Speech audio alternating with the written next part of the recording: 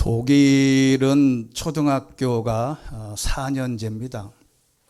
우리나라는 6년제인데, 근데 4학년 말이 되면 담임 선생님이 학부모 면담을 요청합니다.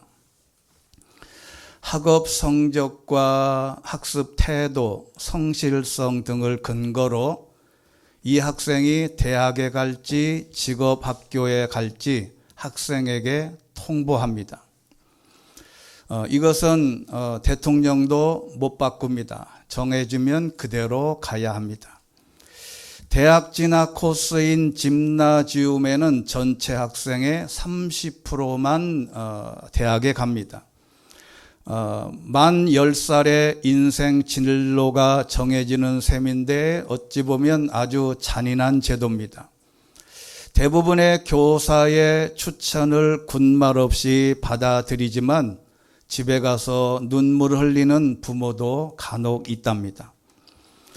독일 학부모들이 자녀의 직업학교행 통보를 대부분 수용하는 이유는 독일의 직업교육 제도가 워낙 믿을만하고 기능인의 삶이 대학 졸업자들 못지않게 안정적이기 때문이랍니다. 5년에서 10년간 실업학교를 거친 다음에 기업과 정부가 운영하는 3년에서 4년제 전문기술학교에 진학해서 월급을 받으면서 기술을 배운답니다. 졸업 후에 기업에 취업을 하면 급여를 대졸자 임금의 90% 이상을 받는답니다. 기술을 더 익혀서 우리가 잘 아는 마이스터 자격을 따면 대학 졸업자 이상의 대우를 받고 직업학교 교사도 될 수 있답니다. 중세 동업자 조합인 길드의 도제식 교육법이 독일 직업교육의 뿌리라고 하는데 아시아권에서 성공한 사례가 있습니다. 대만에선 중학교 3학년 때 대학 진학을 위한 일반 고등학교와 직업학교 대부분 공업고등학교인데 이 진학이 진로가 나뉩니다. 이것은 어느 누구도 바꿀 수가 없습니다. 공업고등학교를 가면 일반 대학의 진학이 아예 차단되고 못 갑니다. 우리나라는 상고든 공고든 기업고등학교든 어디든지 대학을 갈 수 있지만 대만은 못 갑니다. 독일도 못 가요. 직업훈련기관인 과학기술대학만 진학이 가능한데 여기에서 졸업을 하면 대졸자들과 똑같은 대우를 받습니다. 명문고로 이름난 공업고등학교가 많은데 여기에 합격하면 동네에 프랑카드가 걸릴 만큼 사람들에게 존경과 사랑을 받는답니다.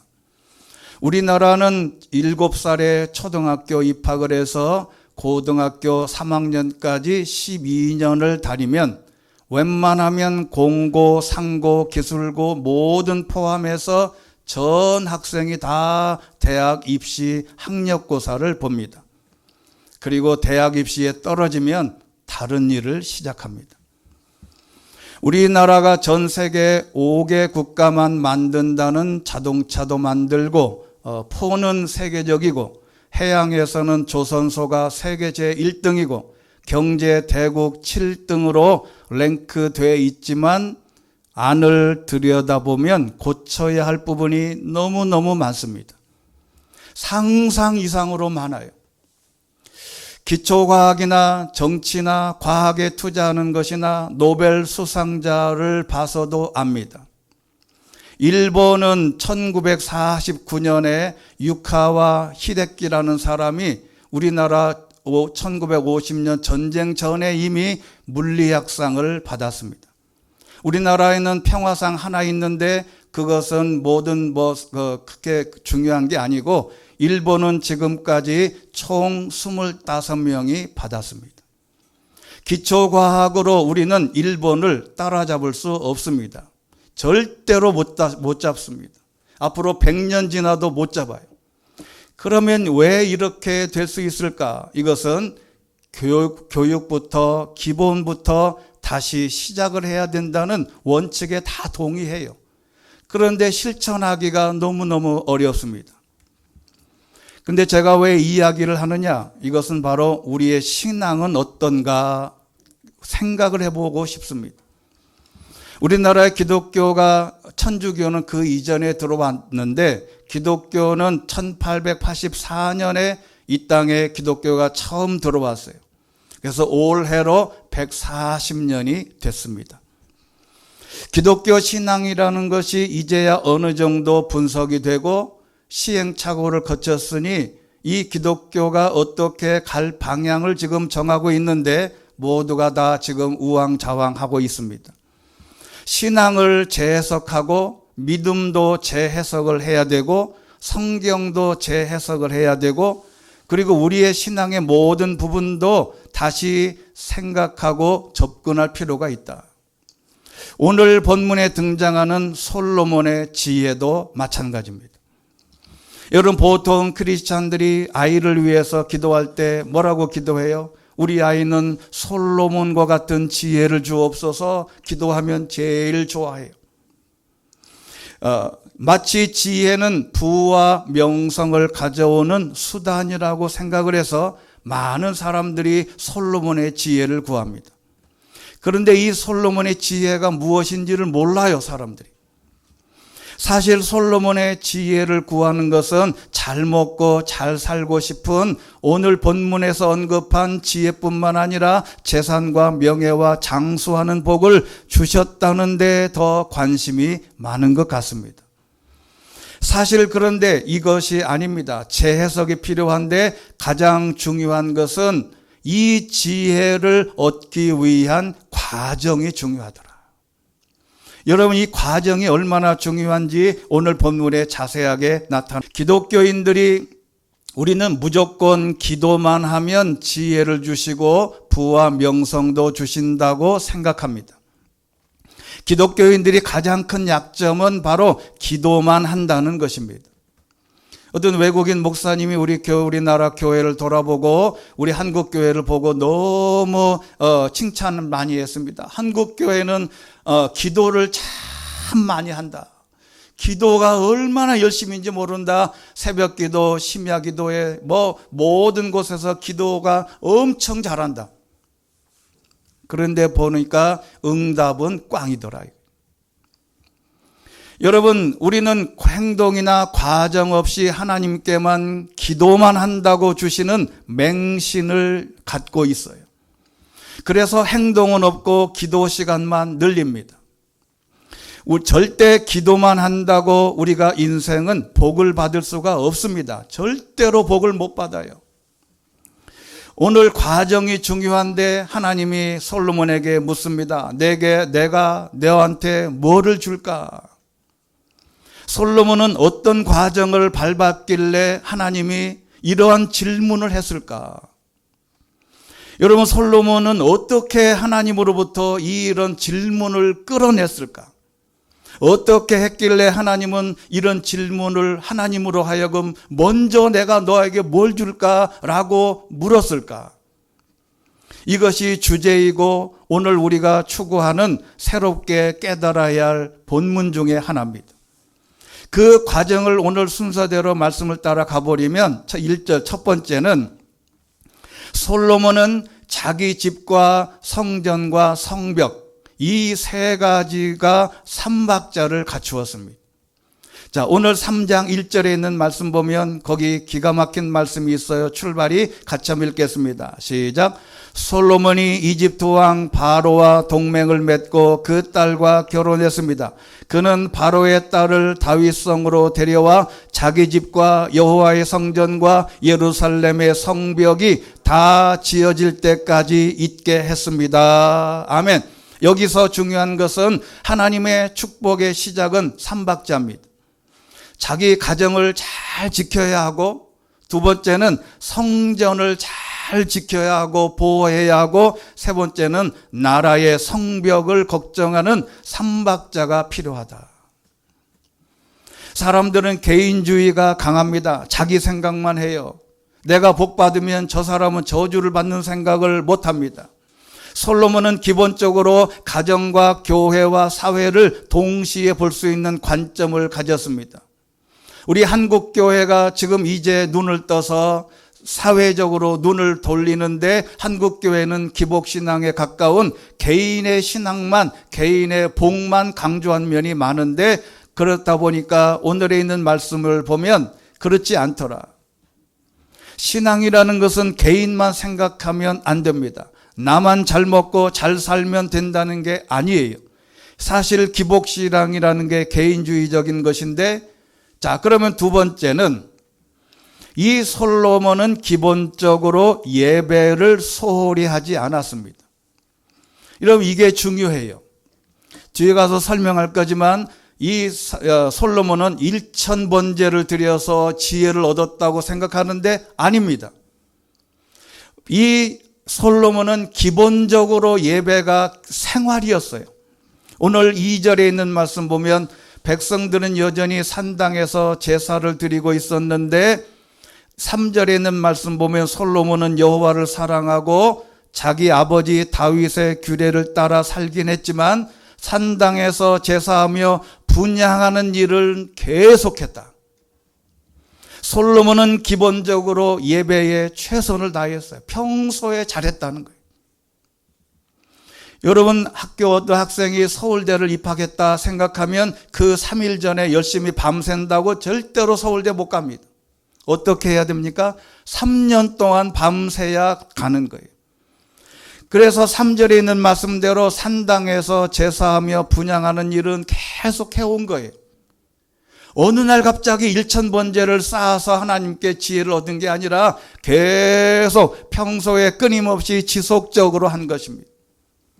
마치 만나를 주실 때 1일 분량만 주신 것처럼, 1일 1분량 것처럼 예배도 마찬가지다. 예배는 폭식이 아니라 몇 끼마다 잘 먹어야 하듯 예배를 늘 잘 드려야 된다. 솔로몬이 드렸다는 제단에서 드린 1000마리의 1000번제로만 알고 있었는데, 이 솔로몬은 1000번제라고 해서 사람들은 1000번제를 1000일로 계산을 해요. 이게 절대로 아닙니다. 어떤 교회 가보면 1000번제라고 해서 새벽 기도마다 제단을 쌓고 헌물을 하는데 다 꽝이에요. 성경이 그렇게 아닙니다. 사실은 이 솔로몬이 예배는 평소에 잘했어요. 그래서 세 번째는 1000번제를 드렸다고 했는데 1000번제라는 말은 1000일이라는 게 아닙니다. 4절에 있는 말씀 보면 큰 솔로몬은 그 제단에서 1000마리의 짐승을 번제물로 드렸다라고 했는데, 카일 하몬드라고 하는 독일 신학자가 이렇게 말했습니다.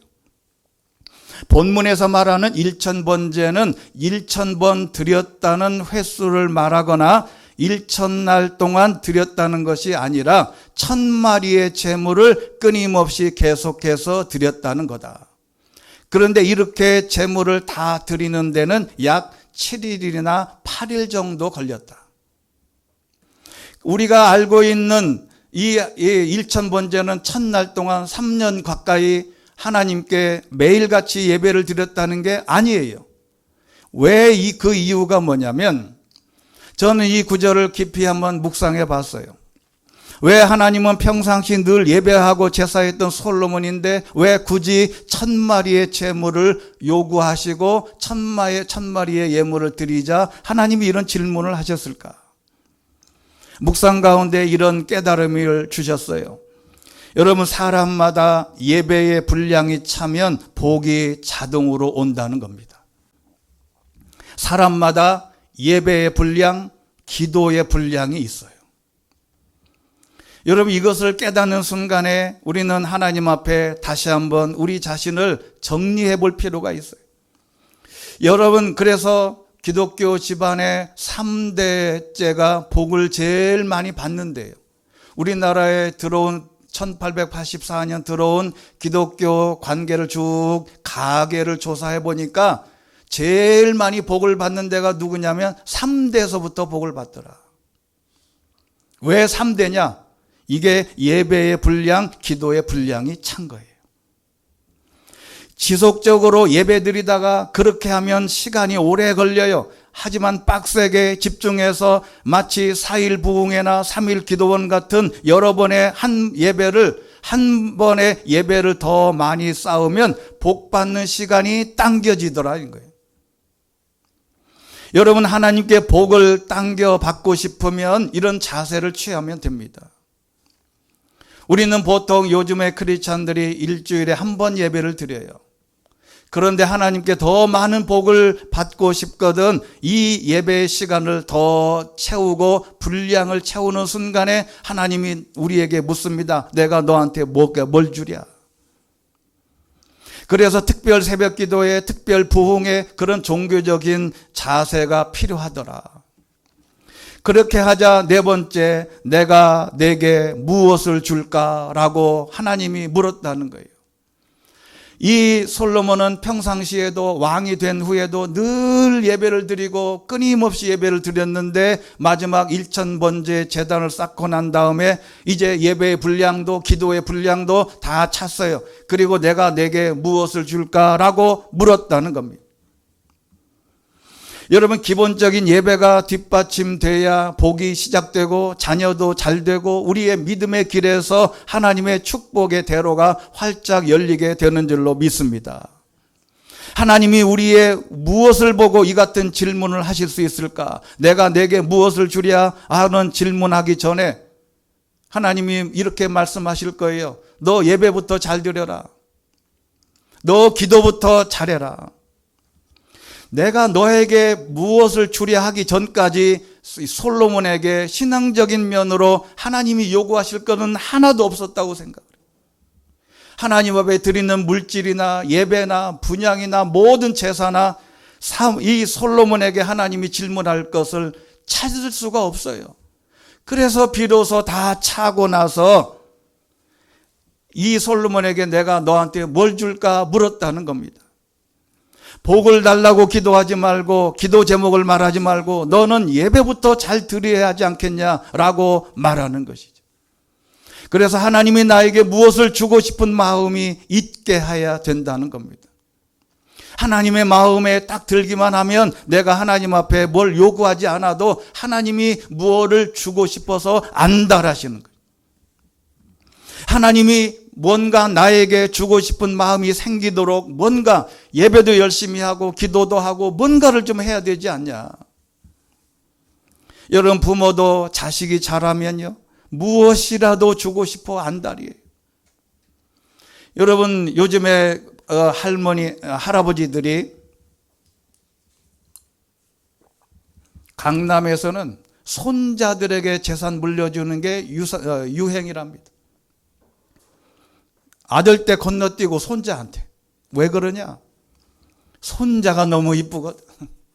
손자가 할 일이 뭐가 있겠어요? 할아버지 뽀뽀하고 할아버지 그 말밖에 할 수 없는데 이 아이한테는 할아버지가 뭔가를 주고 싶은 거지. 왜?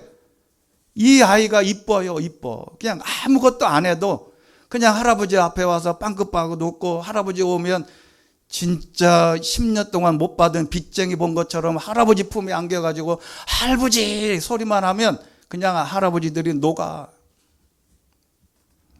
여러분, 하나님이 안달이 나도록 뭔가를 해야 되지 않냐.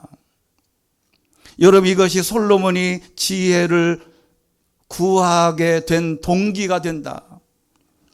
그런데 다섯 번째는 이 솔로몬은 늘 깨어있을 때 깊이 묵상하고 생각했던 게 있어요. 솔로몬이 대답했습니다. 주께서는 이라고 하는 단어는 모든 신앙생활의 첫 번째 들어가야 할 단어입니다. 주권을 인정한 거예요. 다윗도 아버지도 아니고 자신도 아니고 하나님의 주권을 완벽하게 인정하는 거죠. 모든 역사의 주관자와 솔로몬과 국가 그리고 모든을 주관하시는 분은 하나님이시다. 이거를 인정해라. 그리고 두 번째는 선대 아버지 다윗 때문이라고 고백합니다. 나의 나된 것은 내가 잘나서 왕이 된 게 아니고 아버지 때문에 내가 왕이 됐다. 자기를 다 낮추는 겁니다. 오늘 내가 존재하는 것은 내가 잘나서 잘해서 그런 것이 아닙니다. 솔로몬은 그것을 아버지 다윗 때문이라고 고백했습니다. 여러분, 누군가의 기도 때문에 오늘 저와 여러분이 이 자리에 있는 줄로 믿습니다. 다윗 아버지 때문에 본인이 왕이 되었다고 고백을 한 거예요. 그래서 나의 나된 것은 첫 번째가 하나님의 은혜요, 두 번째는 누군가의 기도 때문입니다. 그렇다면 나도 누군가를, 자녀를 위해서 기도해야 되지 않겠냐 하는 겁니다. 기도하는 부모가 있는 자녀는 절대 망하지 않아요. 왜요? 기도의 분량이 계속 유지하고 있어야 된다.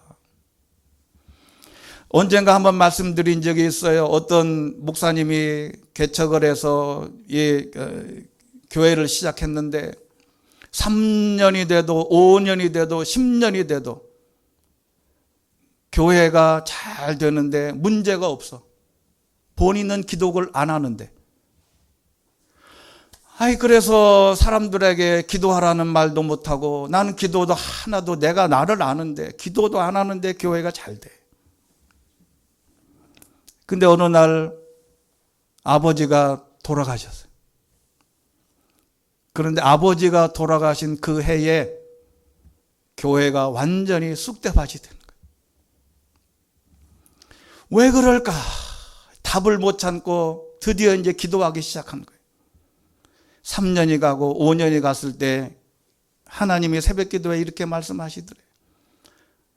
너가 10년 동안 잘 된 것은 아버지의 기도 때문에 그렇다. 그런데 아버지가 죽고 나서 네가 기도의 분량을 채울 때까지 5년이 걸렸다. 이제부터 걱정하지 마라 그러더래요.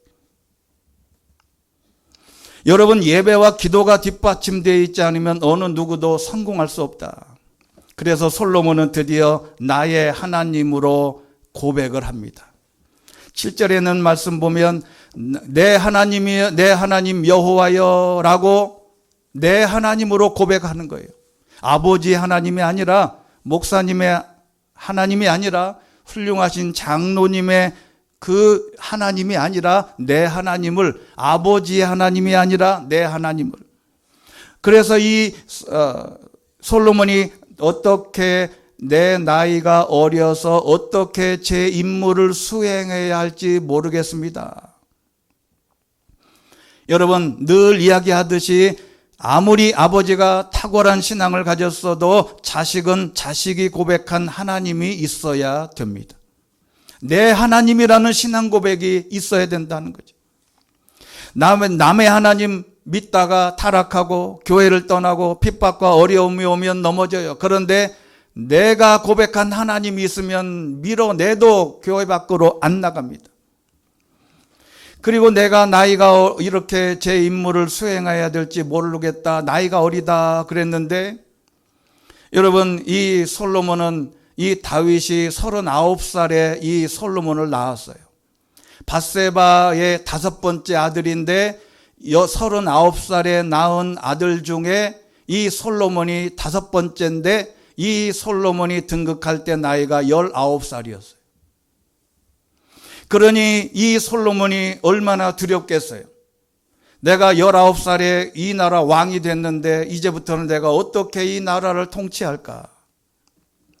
여러분, 우리는 나에게 직분을 주셨지만 어떻게 수행해야 할지 몰라서 자기 고집과 편견과 생각을 고집할 때가 있는데, 바로 이런 자세로 기도하면 하나님께서 지혜를 주신다고 약속했습니다. 그래서 내가 뭔가 알고 있다고 생각하는 순간부터 무너지는데, 고린도전서 10장 12절에 이미 이렇게 말씀하셨어요. 같이 한번 읽겠습니다. 시작.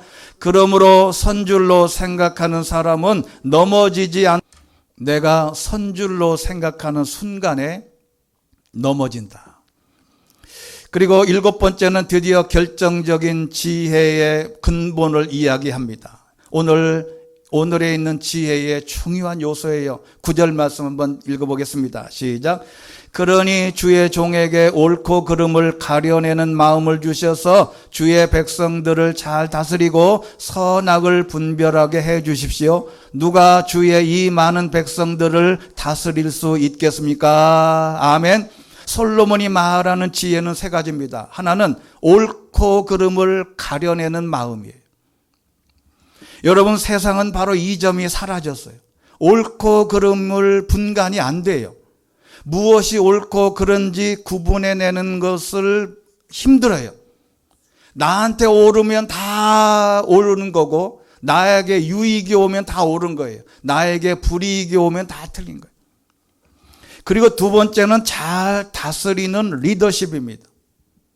이 리더십은 하나님이 주셔야 되는 거예요. 배워서 되는 게 아닙니다. 그리고 결정적으로 세 번째 지혜란 선악을 분별할 수 있는 게 지혜입니다. 자, 죄송하지만 한번 따라해 보겠습니다. 지혜란 선악을 분별할 수 있는 것이다.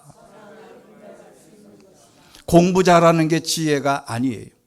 언제든 무엇이든 현장에서 무엇이 선인지 무엇이 악인지를 구분할 수 있는 게 지혜입니다.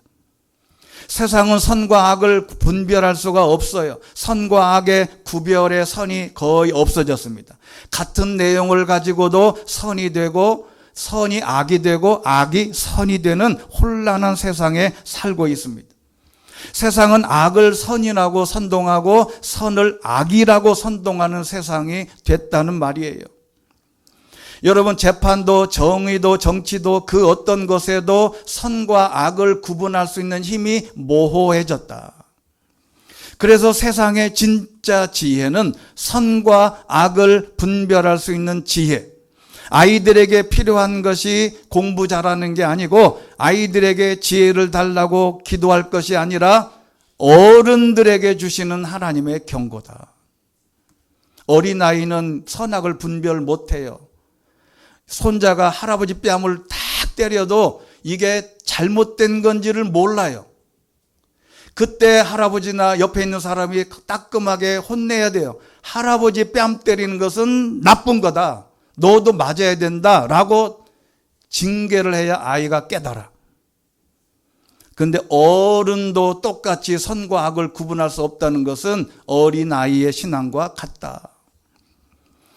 8번째는 내 기도 제목이 하나님이 기뻐하셔야 된다. 10절에 있는 말씀 같이 한번 읽겠습니다. 시작. 솔로몬이 이렇게 구하자 주께서 기뻐하셨습니다. 할렐루야. 하나님이 기뻐하시는 기도 제목을 가져라. 그러면 하나님이 특별하게 뭘 요구하지 않아도 된다. 그런데 11절에 있는 말씀을 가만히 들여다보면 하나님이 조금 마음이 상한 면이 있는 것 같아요. 왜 상했냐면 하나님이 우리 사람들이 무엇을 기도할까 이렇게 다 종합적으로 보니 이 사람들이 기도하는 게 하나님이 보시기에는 3가지로 요약을 했어요. 첫째는 장수하기를 기도하더라. 사람들이 다. 하나님이 말씀하시는 거예요. 사람들이 다 장수하기를 기도하더라. 그 다음에 두 번째는 재산이 많아지기를 기도하더라.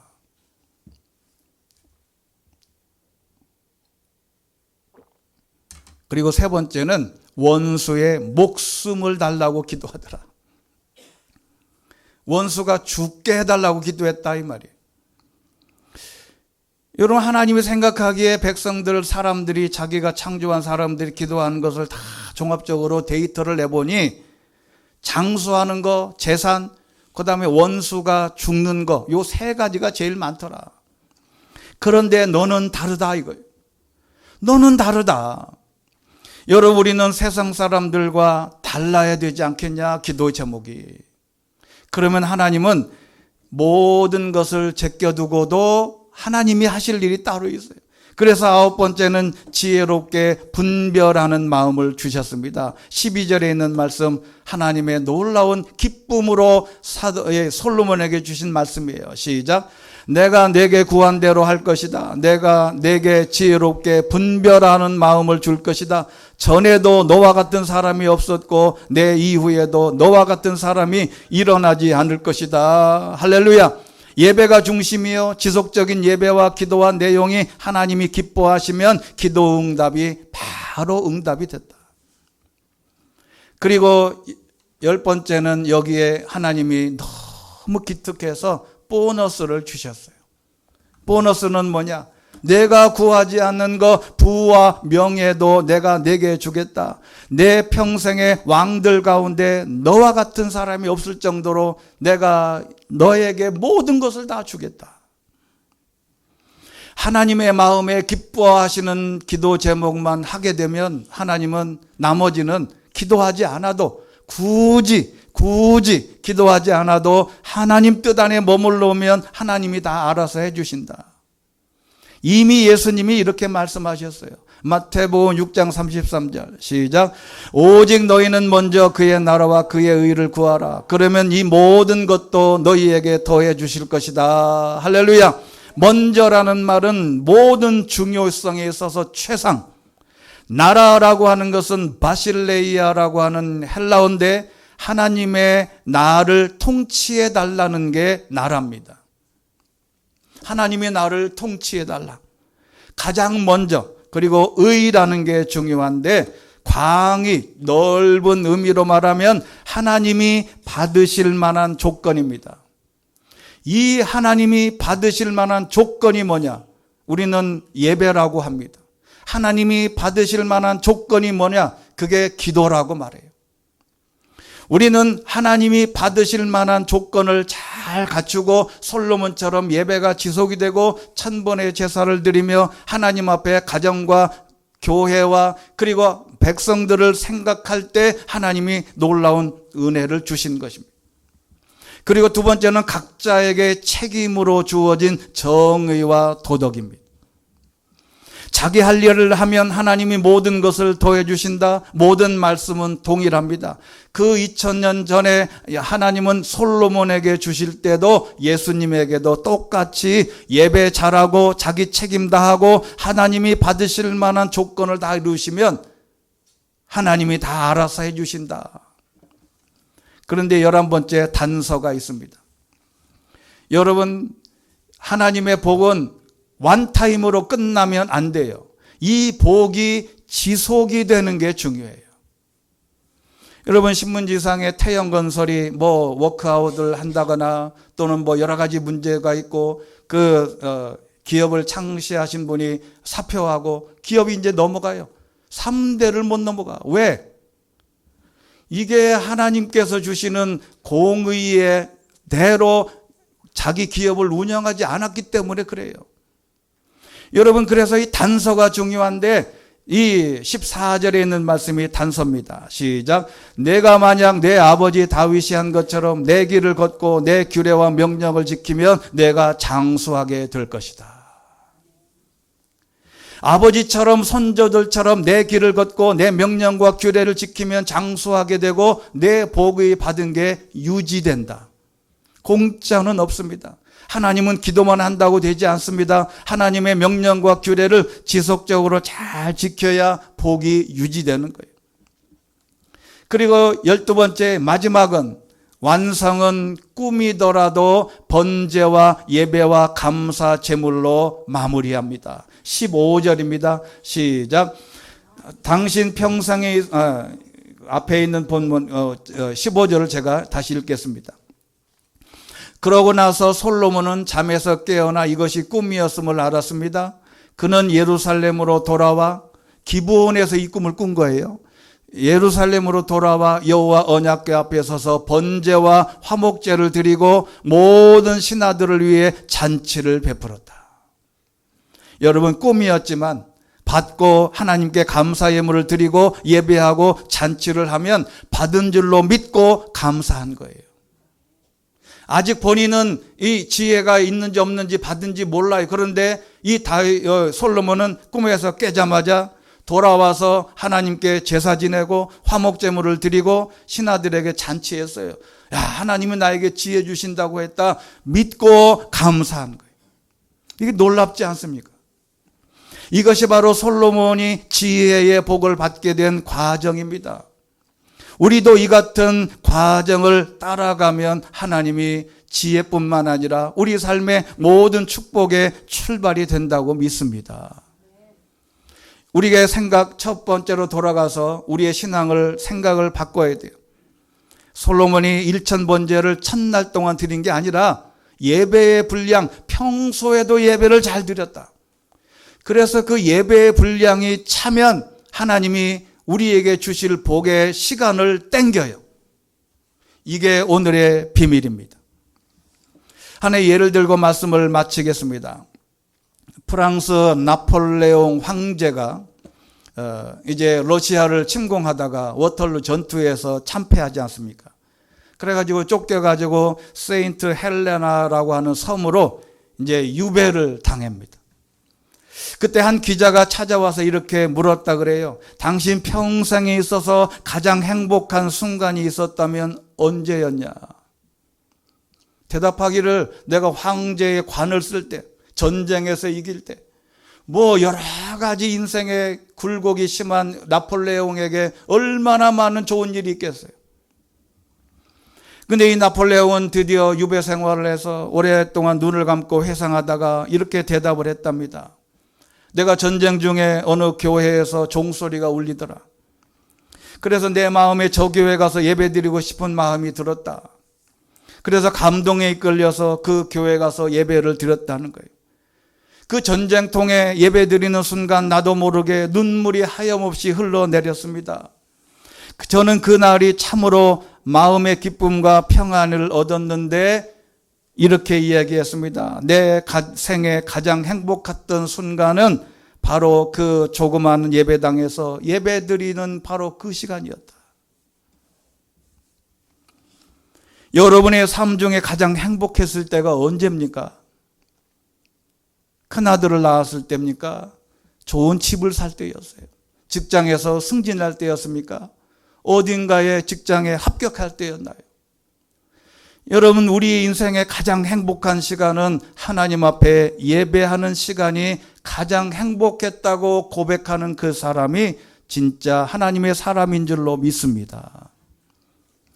우리는 하나님께 기도하기 전에 내가 내게 무엇을 줄까? 이 질문을 할 수 있도록 하나님 앞에 늘 예배하고 기도하고 하나님의 뜻에 따라 기도해서 다윗의 솔로몬처럼 하나님이 주신 지혜와 뿐만 아니라 하나님께서 주시고자 하는 모든 것을 우리 생에 받아 누릴 수 있게 되기를 주의 이름으로 축원합니다. 전능하시고 자비로우신 하나님 아버지, 우리가 하나님께 구하고 기도하는 것들이 너무 많습니다. 그러나 하나님께서 내가 너한테 뭘 줄까라고 묻는 질문을 이끌어낼 수 있는 우리의 신앙이 업그레이드 될 수 있도록 축복하여 주시옵소서. 우리 생애가 하나님의 말씀에 흡족하고 하나님이 어느 날 꿈에서라도 나타나셔서 내가 너한테 뭘 줄까 할 만큼 우리의 모든 신앙과 예배와 기도가 완벽하게 갖추어질 수 있는 날들이 속히 올 수 있도록 축복하여 주시옵소서. 예수 그리스도의 이름으로 기도드리옵나이다. 아멘.